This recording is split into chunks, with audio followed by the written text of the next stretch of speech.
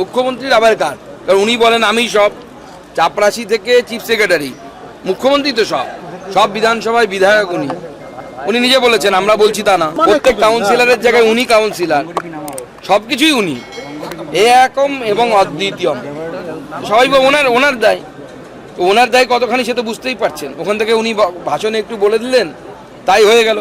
পশ্চিমবঙ্গে ঘটনা ঘটছে, কেন্দ্র সরকার আগে ক্ষতিপূরণ ঘোষণা করে দিচ্ছে, তারপরে রাজ্য সরকার ক্ষতিপূরণ ঘোষণা করছে। তাহলে রাজ্য সরকারের সেন্সিটিভনেসটা কতটা, সংবেদনশীলতা কোথায় নেই সংবেদন।